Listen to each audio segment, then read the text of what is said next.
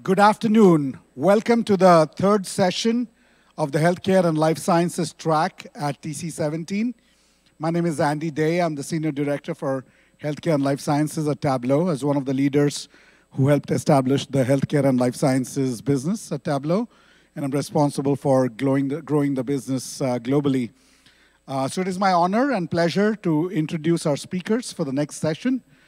Jeff Harvey is the Senior Director, and Thomas Davis is the Director of Performance Services at Duke University Health Systems, who are thought leaders and need virtually no introduction.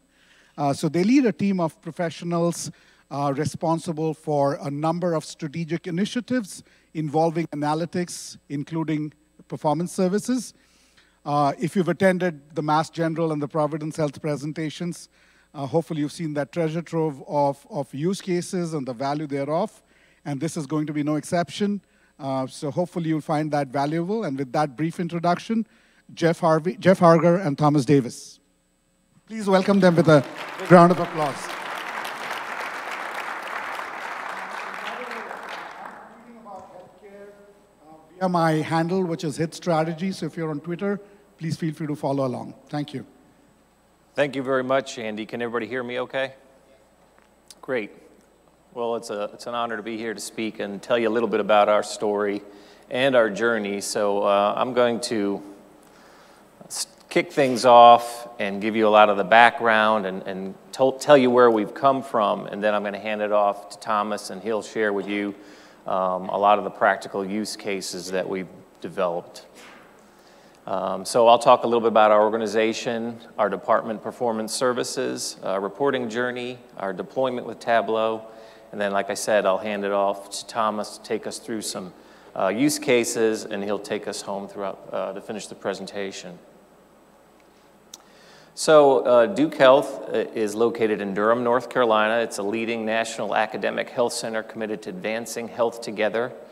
We integrate the School of Medicine, School of Nursing, the physician practice, medical school, global health, and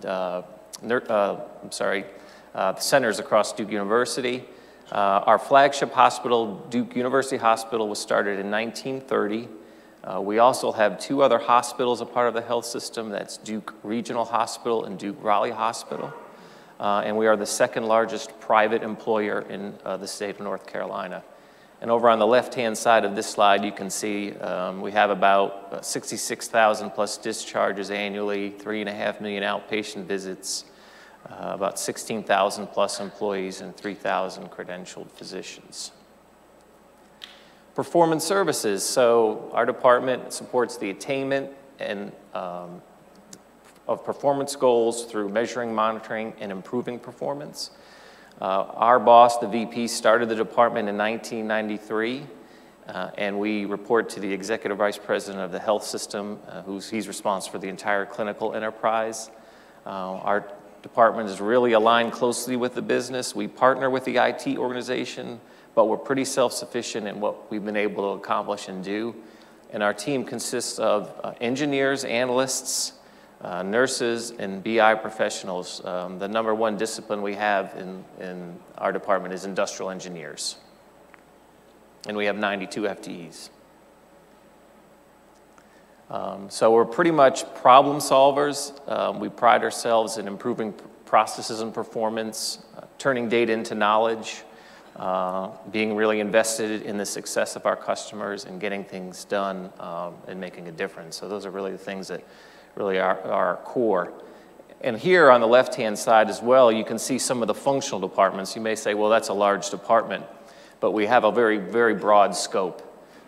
We have support staff that support the ambulatory side, analytics and BI, clinical quality, clinical service unit, which is our service line support teams, hospital operations, which Thomas's folks support, labor and productivity, and now workforce management, patient experience, performance excellence, which is really the Malcolm Baldrige journey for any of you in healthcare or in other industries that are on that journey, project management, as well as quality programs.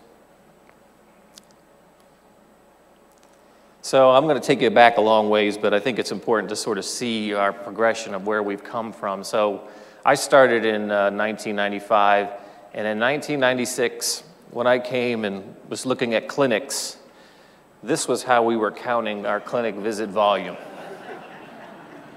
It's true. So that led to another colleague and I thinking, you know, if I was the clinic manager, what would I want to see? So we began to brainstorm things like, okay, visit volume type, visit volume by day of week, room utilization, how early and late patients arrive, all this stuff. So it led to this whole really effort and journey about building our first report. We built what's called the Clinic Activity Report, really built that for 40 sites, was able to automate that and generate that, and that was a really big success. It was really the mindset of, you know, providing management information as a way to identify performance improvement opportunities. Of course, as we did something in the outpatient side, the inpatient side, you know, what can we do over here? And we also built some reports there. And then we started building more reports, and then what happens? What happens when you have too many reports? You gotta have a place to put them, right? So that really led to what we call PS Web, Performance Services website. We deployed the reports on the website for our customers. It's our information delivery site.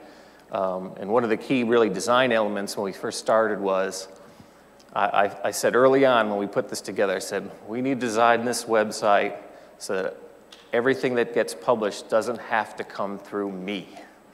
So we really came up with a decentralized process where we wanted to have our staff to produce content for their customers so I wouldn't be a bottleneck.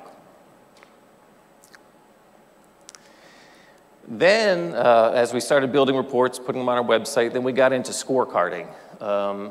When I first got involved with scorecarding with our department, our scorecard was a 75-page PowerPoint slide.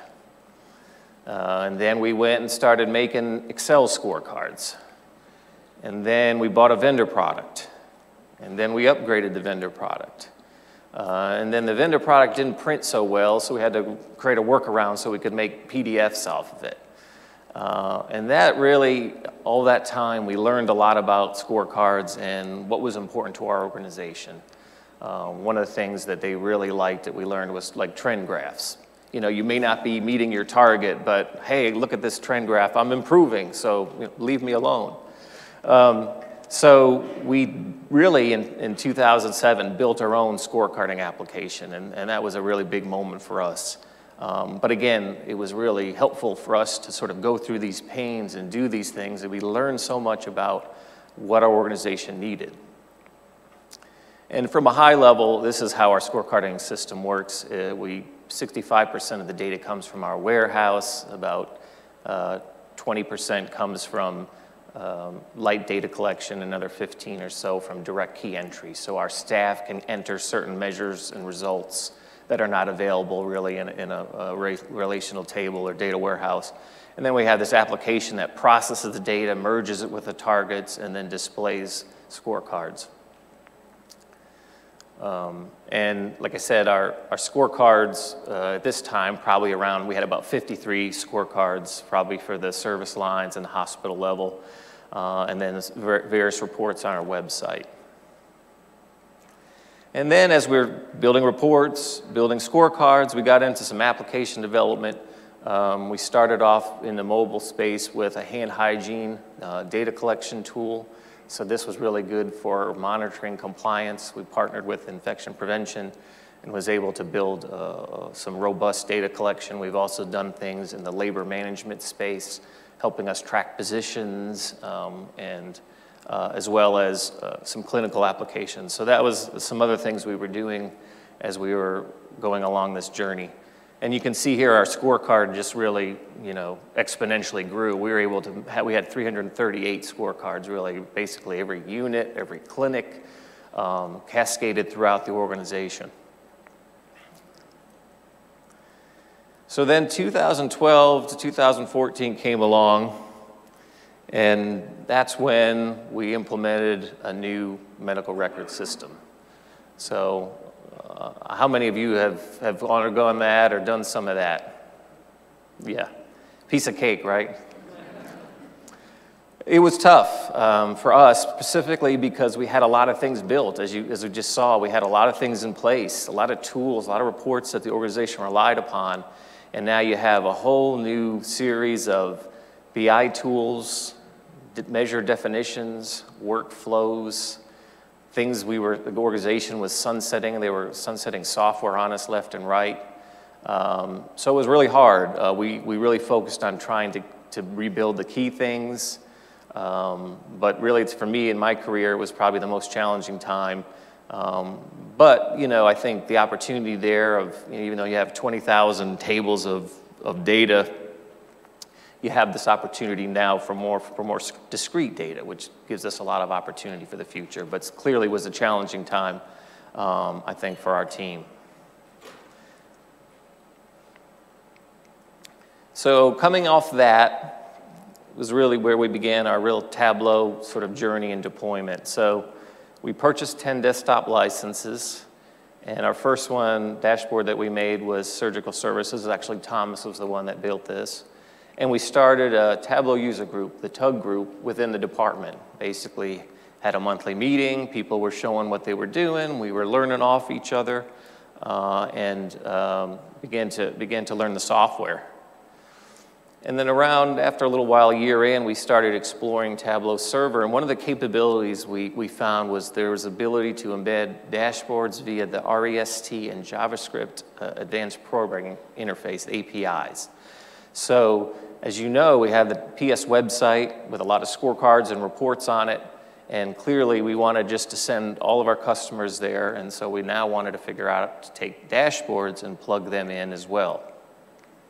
So we continue to procure more desktop licenses, and then we got the funding for these web interactor licenses, and then we worked through all the processes organizationally that you need to do to put together, document everything for the IT shop and being able to get all that set up, and we were able to put that in place.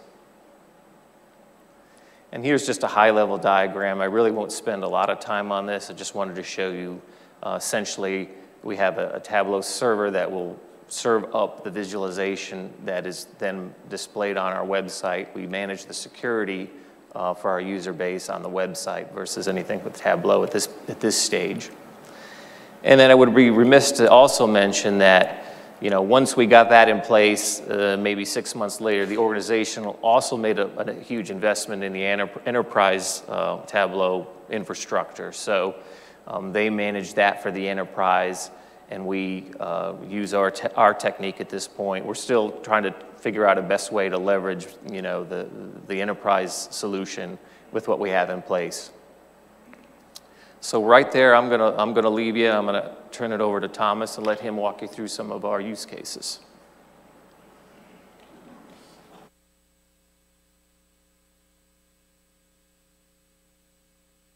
So before I get started, just real quick, can I get a show of hands for folks who are currently involved in healthcare in some shape, form, or fashion?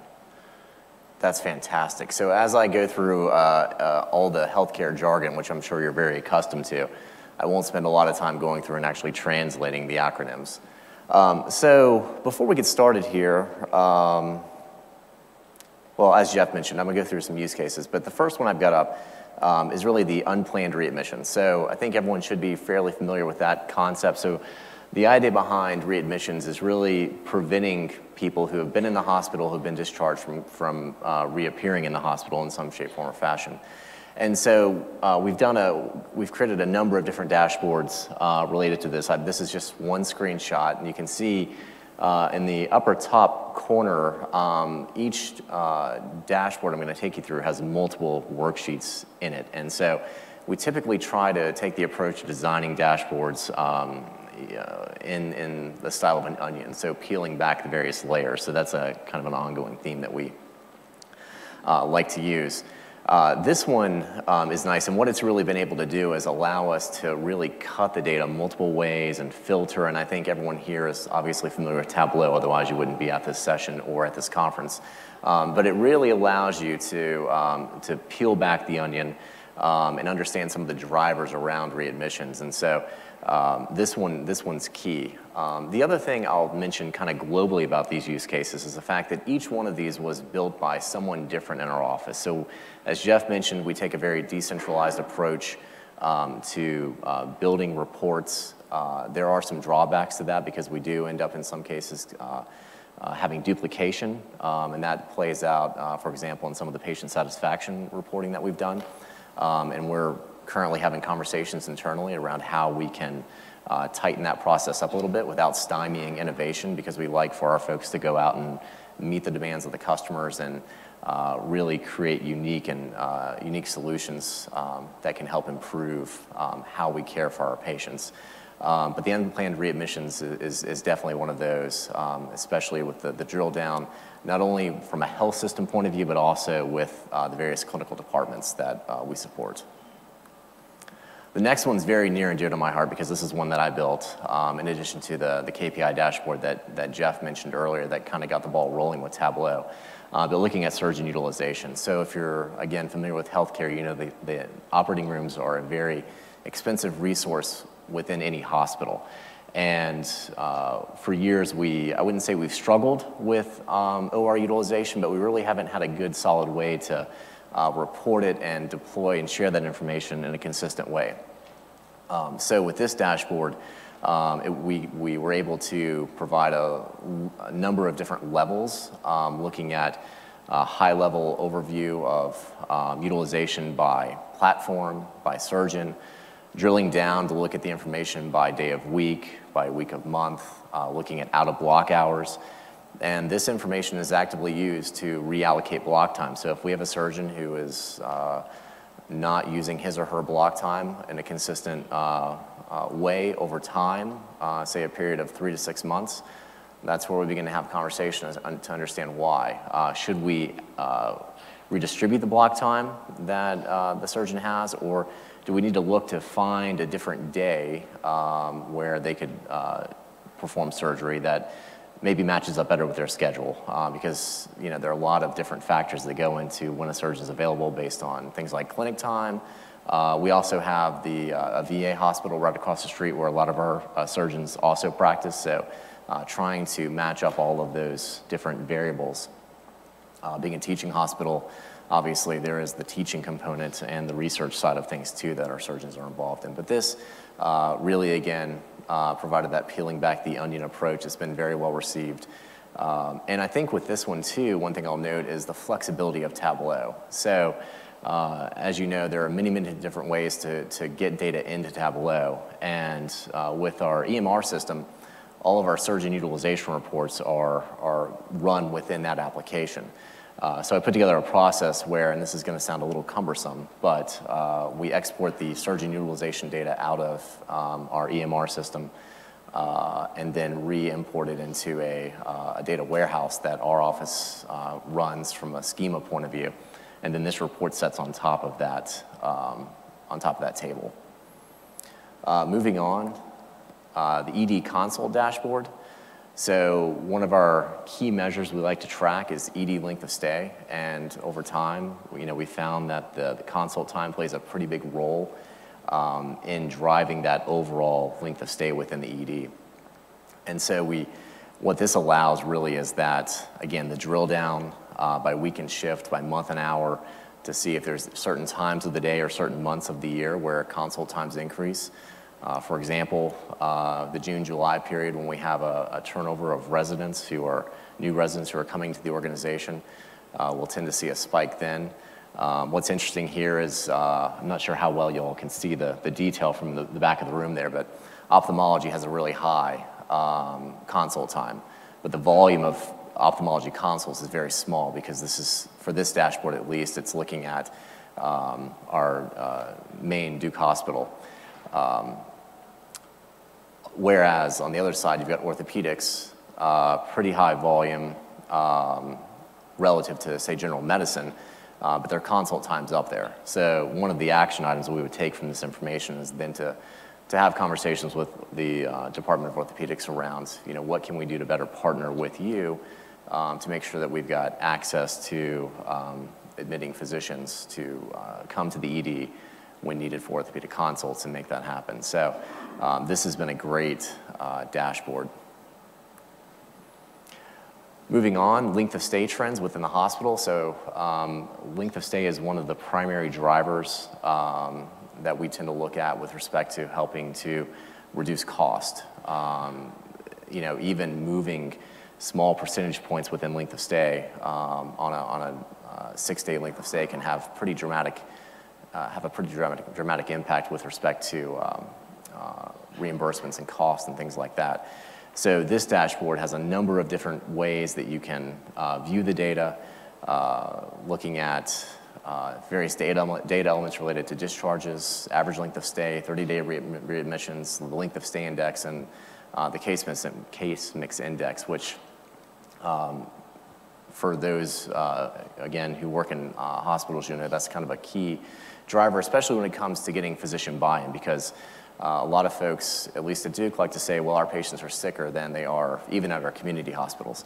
And the case mix index really helps to normalize that information. So this is kind of the high-level dashboard. And then there's a deeper dive that we look at where we call it our discovery dashboard. And this takes an even deeper approach to filter and group on things like different providers, different nursing units, the length of stay index for providers, the length of stay for various nursing units, and then we also have a blinded provider dashboard.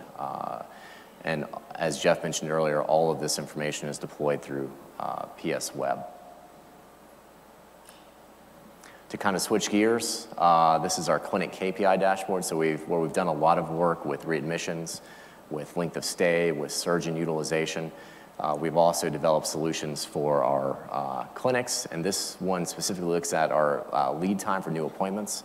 That is one of the primary ways that we grow, is through capturing new patients and bringing them into the system.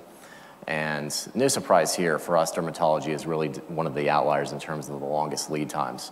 And that's more of a constraint based on provider resources than anything else. But this really helps to look at a variety of metrics, including our in-basket turnaround time. So how quickly do the providers get back to patients when they have an in-basket message that is sent through the EMR? Overall turnaround time for missed opportunities, and appointment provider cancellations. So is there one provider who is canceling clinic on a routine basis that we need to have a conversation with? This will provide the information. All of the providers have access to this information, so what was once isolated in, I think, the report that Jeff mentioned when he started off, the clinic activity report, this has really taken that information to a whole new level and has allowed for a lot of dynamic interaction with some of the filtering that we've put in place. All right, the next dashboard is one that is really interesting. So I'll recognize two folks in the front of the room, so Clara Howell and Courtney McPherson.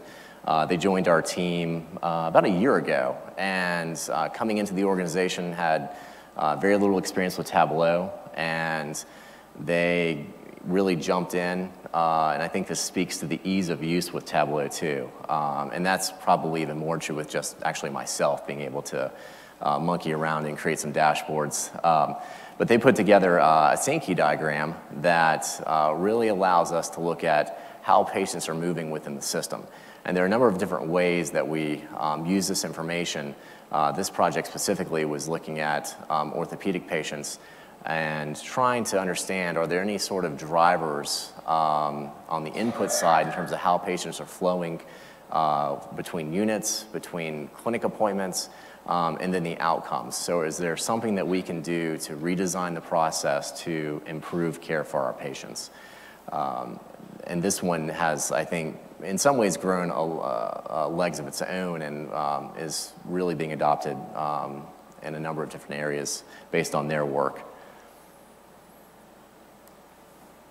The National Surgery Quality Improvement Program, or NSQIP, as it's more commonly known.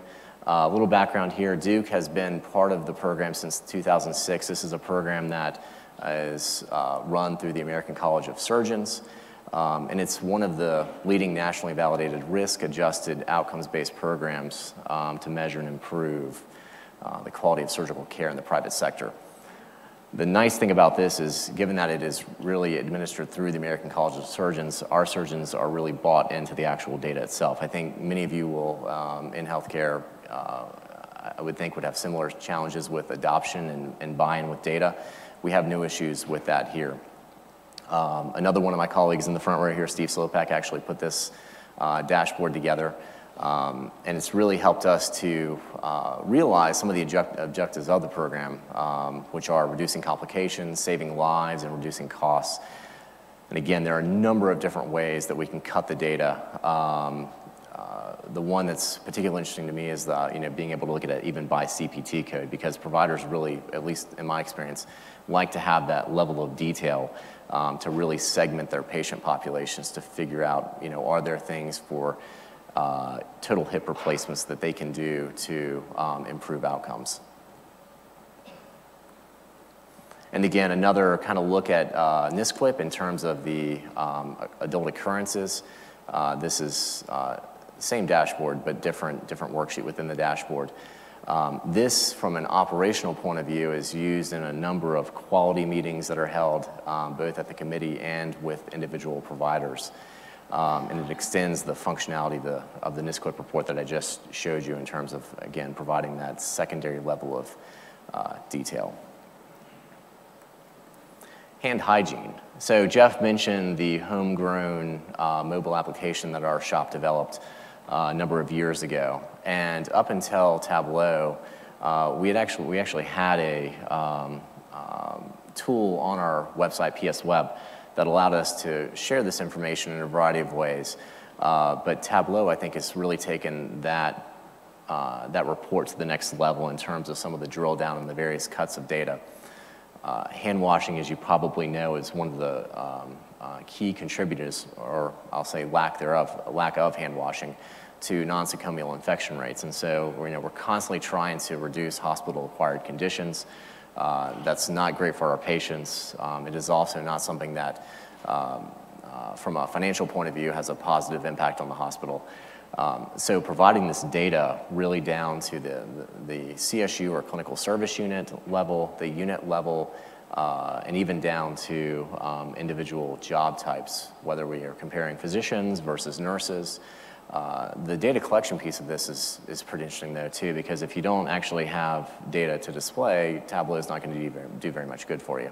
But this is data that is collected using audits by staff that round on the units. Duke's hand washing policy is one where employees are required to wash their hands before and after patient contact. So there's a lot of opportunities to not meet that standard, and so you'll see that reflected in some of these percentiles that are in the upper 80s. But there's a pretty high bar to meet in terms of what's considered hand hygiene. Patient satisfaction. So I mentioned before that we've got a number of different looks at patient satisfaction. This is one dashboard that is focused on our heart center. So we actually, one of my team members works very closely with the heart center CSU or clinical service unit. They really wanted to understand, hey, how are we doing from a patient satisfaction point of view? So we've got the data broken out by question type. We have the data trended over time. And it allows for that drill down to see, is there some opportunity here where we can do something operationally to really impact and move one of these specific questions. And then other data elements too, whether we're looking at age, race, sex, are there individual drivers that we can look to address that maybe we didn't know about before. Tableau has really helped to bring that to light. A second look at patient satisfaction, so this drives a little bit deeper into the analysis of some of the HCAHPS questions. With this deeper dive, we've got the ability to look at length of stay, again, age, sex, race, MSDRG. So now we're getting to be really specific with how we're looking at the data. If a patient's on isolation status, how does that impact their response to the patient satisfaction questions? And we can even take it down to the bed level. And again, this is a layered dashboard looking at a high-level investigation, the question trend, and then looking at trends by individual room. And again, all deployed through PS Web. One of the areas that our office hasn't traditionally been involved in, but we've gotten involved in within the last probably 6 to 12 months, is really around workforce analytics. I think everyone in the room is probably gainfully employed if you're here. But if you weren't, I would recommend a career in nursing because we have an awful time trying to recruit and retain nurses. It pays well, and it's a very rewarding career. So in order to try to get our hands around why we see the trends that we do with terminations, we've partnered very closely with our HR group to look at some of the data they have and to begin to put together dashboards to look at different trends, whether it's by hospital or entity, looking at a deeper analysis of our terminations data to include age, years of service, the reason why folks left, because not all termination is simply due to the, a person being unhappy. There may be a spouse involved that got a better opportunity somewhere else and they move. Looking at skill level as well. And even within our market, which encompasses Raleigh and Durham for the most part, we see differences between our hospital in Wake County and our hospitals in Durham, just because Wake is a very competitive sort of job market because there are a number of other hospitals there too that are competing for the same nursing resources. But this has been, I think, a big win for both our office and for the health system as we begin to build out additional dashboards to understand trends. Staffing optimization is another one that's been fantastic. So one of the core competencies of our office is really labor and productivity management. So Jeff mentioned the size of our group. Of the 92 FTEs, I would say probably 40 or 45 have a background in industrial engineering. And so one of the primary tasks still to this day that our office is responsible for is labor management.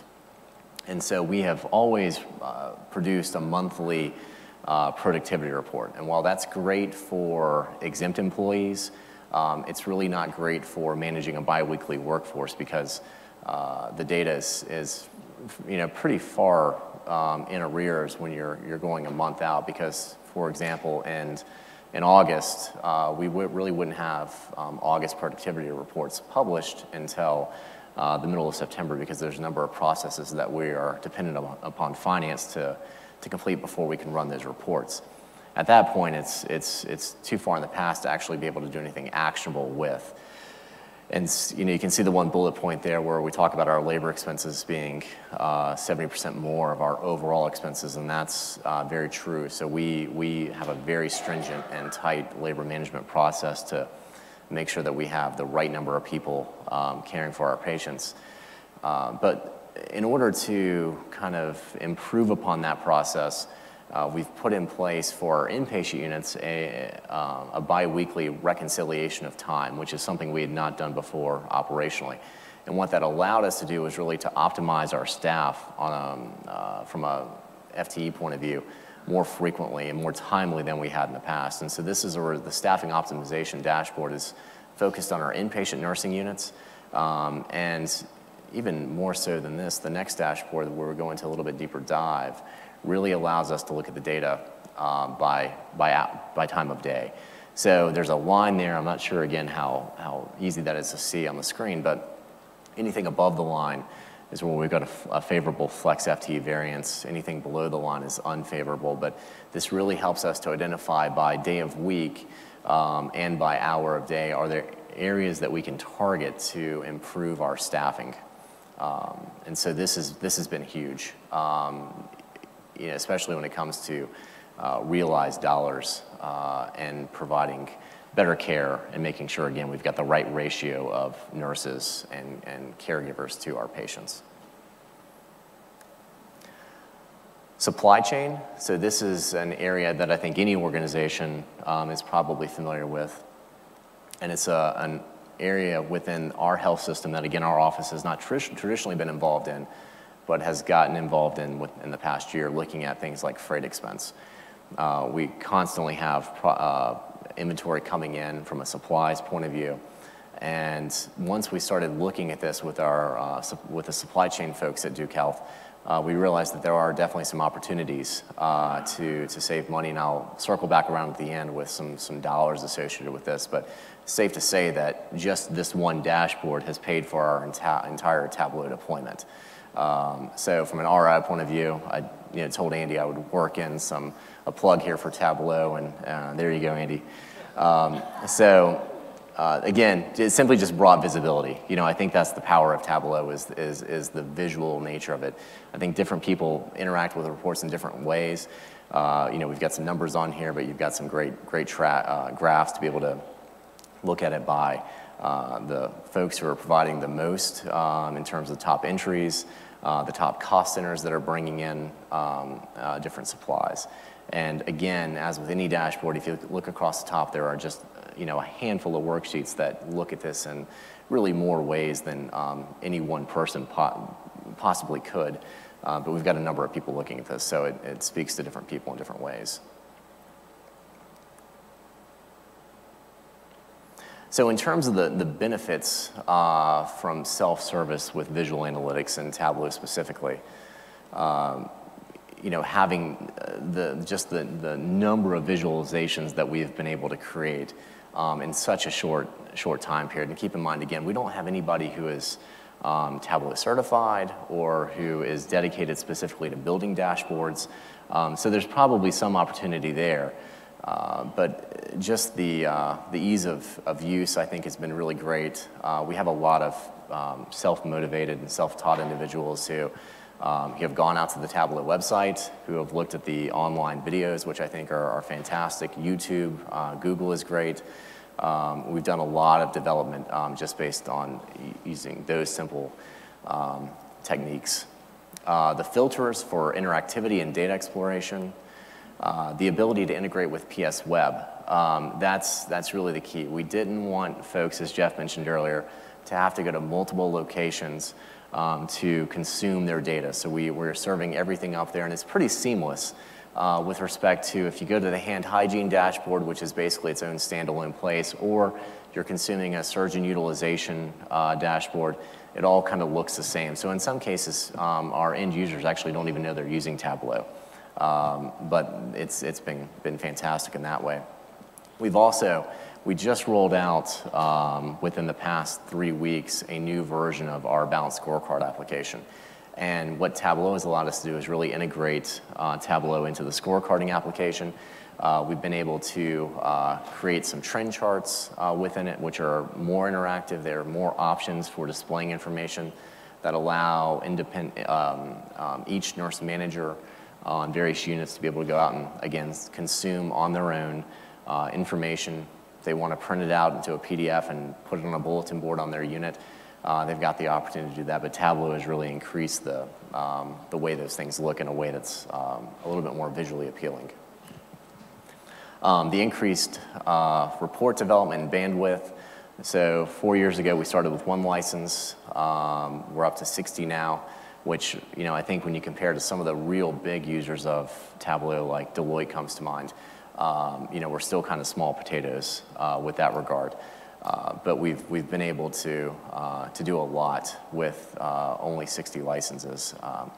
And then being able to not have to depend on Jeff's team specifically, which is really our infrastructure team, to be the only ones building reports has really increased the scale of the information, the volume that we can deliver.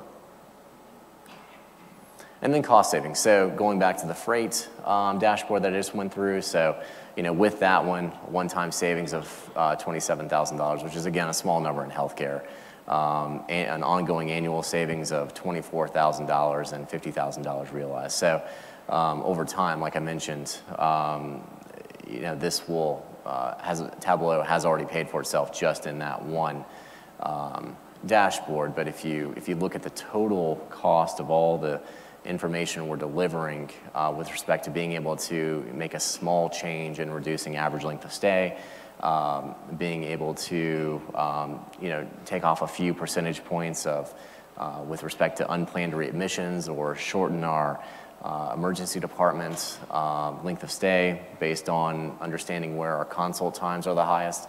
All those things add up, and there's really a huge value. So I'll pick up where Jeff left off. So coming into 2017, we've got on our website 75 different report types. The scorecards have continued to grow. We're up to 422 at this point. We have over 7,000 measured trend graphs and 526 distinct measures on our scorecard. And we've got 194 deployed Tableau dashboards. That number is, I think, pales in comparison to all of the dashboards we've created, because I know for every one dashboard that I've published, I have at least another 20 or 30 that I use for doing things like ad hoc analyses and things of that nature for individual customers. So if I had to guess, we probably have somewhere in the neighborhood of probably well over 1,000 dashboards that we've created in 4 years. So future plans, again, here's a graph on the left to look at the number of dashboards over time.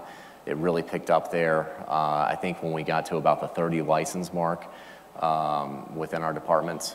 But going forward, continue to use Tableau to connect in some of the measure results to within our scorecarding application and providing more detail. Minimizing redundancy and duplication, and I think that's really where we start internally discussing what does our governance process look like for deployment of Tableau dashboards, so we don't get into duplication issues with one person working on an HCAHPS patient satisfaction dashboard for just the heart center. Maybe we expand that and we roll out something that meets the needs of the entire health system to make better use of everyone's time. And then other future projects include looking at individual physician performance metrics, expanding on the work we've done so far with workforce analytics, continuing down the path of staffing projections and being able to more accurately forecast staffing needs, and then measuring that in a more real-time fashion on the back end. Length of stay outlier management. Our patients are who they are, and so it's not as if we can pick and choose who comes into the hospital, but are there things with patients who are in the hospital for 30 or 40 days that we can do clinically based on information that we are consuming via Tableau to improve their care, to get them out of the hospital quicker, because I don't think anybody in the room would want to be in the hospital for 30 or 40 days. So the more work we can do there, I think the better it is for everyone. And then creating a lot of predictive models. I think when you get into a lot of the buzzwords you hear today is artificial intelligence and machine learning. We've done a lot of work around creating predictive models to look at things related to patient flow, looking at surgical volume and things of that nature. But that's some of the future goals that we have for use of Tableau. And then finally, my shameless plug. So if you are interested in learning more about our team and what we do, you can visit us at ps.duhs.duke.edu. It's an external-facing website that describes our work and who we are. And more simply, if you can't remember that web address, just Google Duke Performance Services and we should pop up. And with that, I will open the floor to any questions.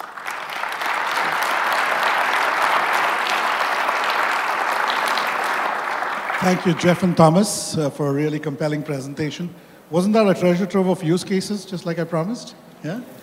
We have 15 minutes for question Q&A. Please raise your hands, and I'll be happy to come by and.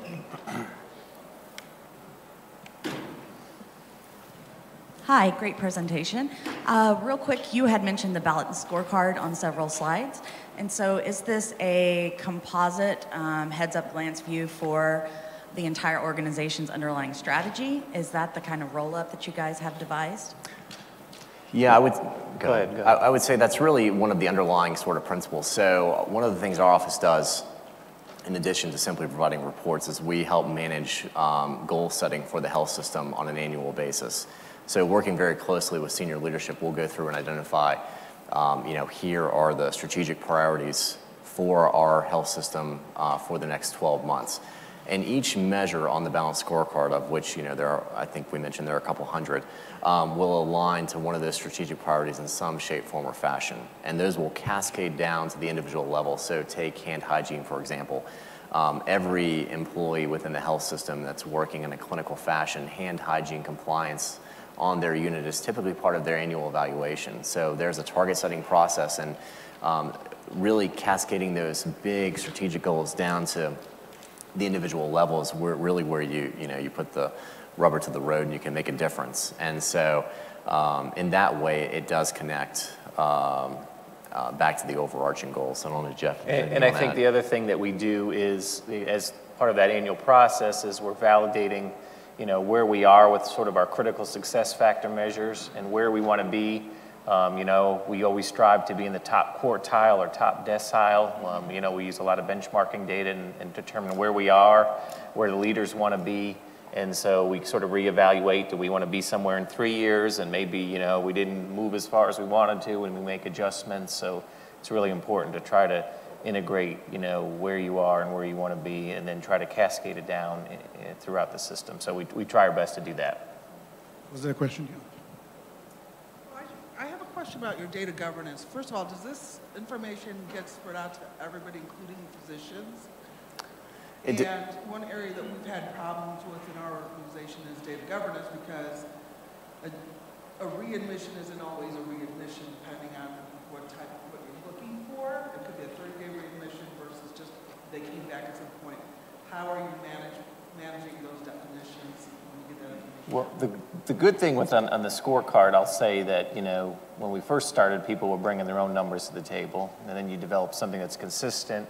And a lot of that sort of dissension just over time goes away. They feel confidence. Our office we do our best to be very objective, but I think a lot of now the discussions are when this stuff we've been doing this sort of process. I didn't mention that once a week a service area is basically coming in front of the C-suite and going through their performance. So they're going to go twice a year or whatnot, and so they go in and present their performance. They show where they are, what they're working on.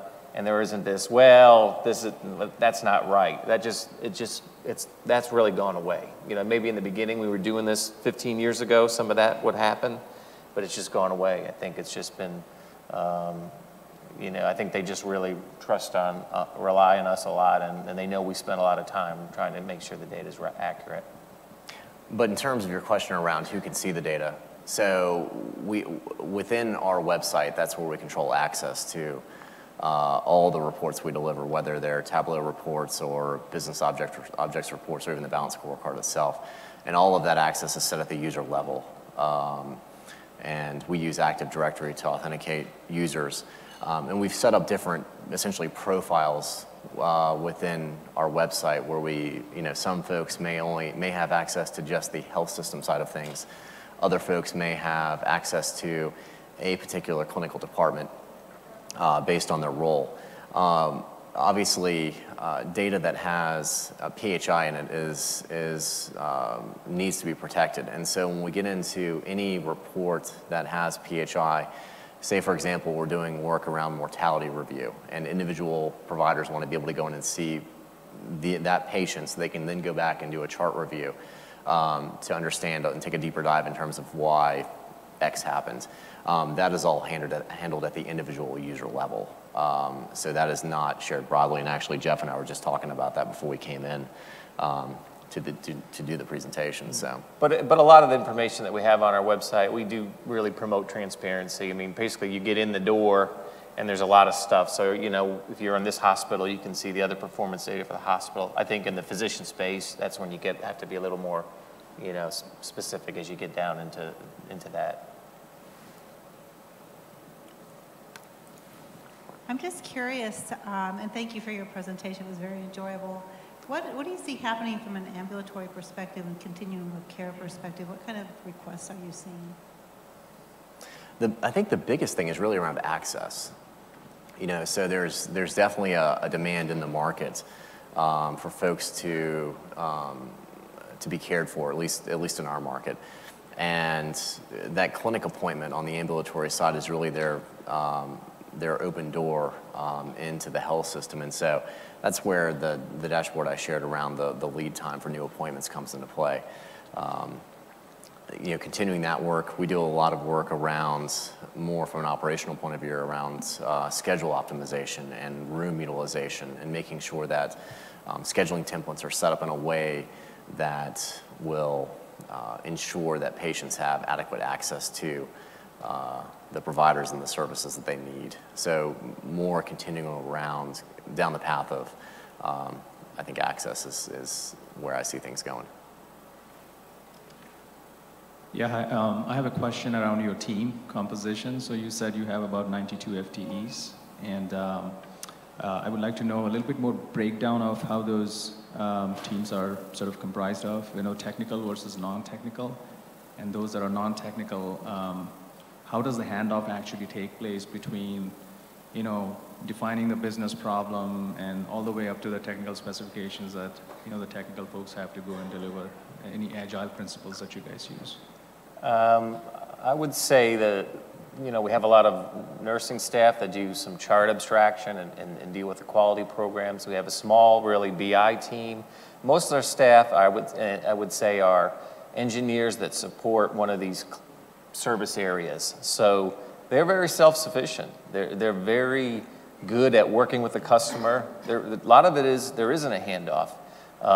They'll work with the customer, they'll define the requirements, they'll build a dashboard, they'll go through our process to plug it in, and we'll have it connected for them. So it's a very much a skill set of, they're the customer point of contact, so they know them very well. They know the business because they're in all their meetings and they're listening to their problems on a day-to-day basis. So there isn't a lot of handoff with requirements. Now, our BI team, if we're working on a big initiative or something, we're going to be involved with maybe a mix of folks in terms of doing that. But I would say we don't really traditionally use a formal IT kind of development process for our reporting. We send our staff in, and then they work with whoever they need. Having a team that large, and you can see sort of the functions that I outlined, the diversity of knowledge that you have there is incredible. And if you can walk around an office with 65 people in a building and say, go walk over there and ask them something, you gain a lot from that versus being segmented across an organization where you may not have that access. So I think that's really one of the powers of having a centralized department like this. And I think the requirements piece too. So,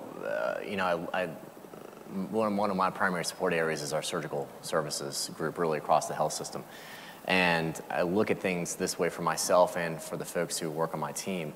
But there's really an anticipation factor there. So in a lot of instances, the vice president that I work closely with, he really doesn't even have to ask for a solution. Based on what Jeff said, I attend a lot of their leadership meetings, their operational meetings, and so I get a sense for kind of what the thought is and what the requirement is, what the flavor of the day is with respect to the challenges that he's facing. And so, a good example is a room utilization, OR utilization dashboard that we just put together. In addition to the surgeon utilization dashboard, that's not something that he specifically asked for. But I know that, one of the things we're really looking at is OR utilization because, again, like I mentioned, they're very expensive. And so that is something that I put together. We rolled it out to him. I met with him maybe a month ago and said, hey, I want you to take a look at this and just tell me what you think. And he was pretty pleased with it. But that anticipation factor of almost being able to put things together before the formal request comes in is I think where our office has had a lot of success over the years.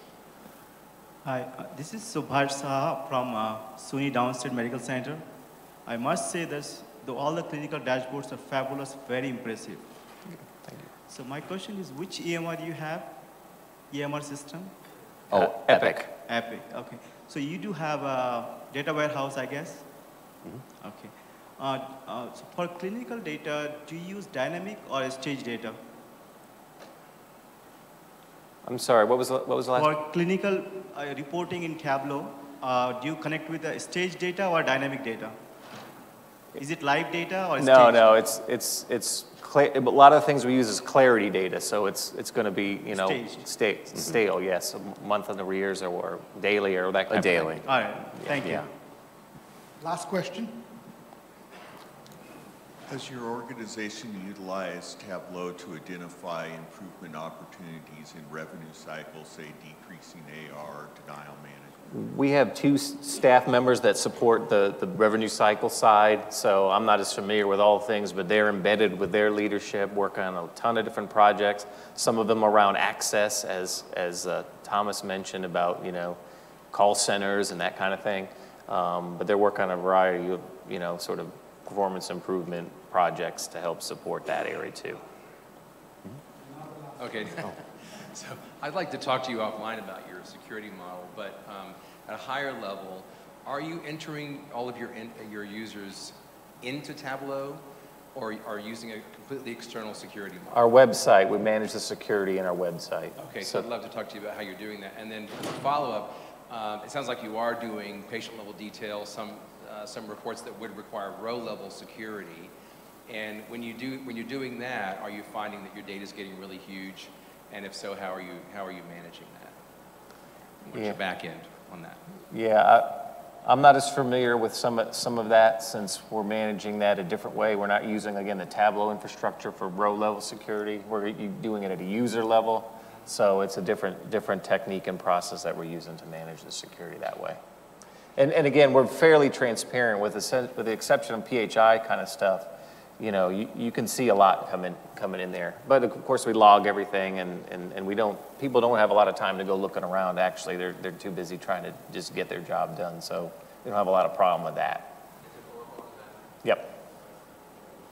Awesome. So huge round of applause for Jeff and Thomas for that phenomenal presentation. Thank you. And thank you very much. We still have the Johns Hopkins presentation, the last healthcare presentation of the day, happening in about half an hour. So hopefully we'll see some of you there.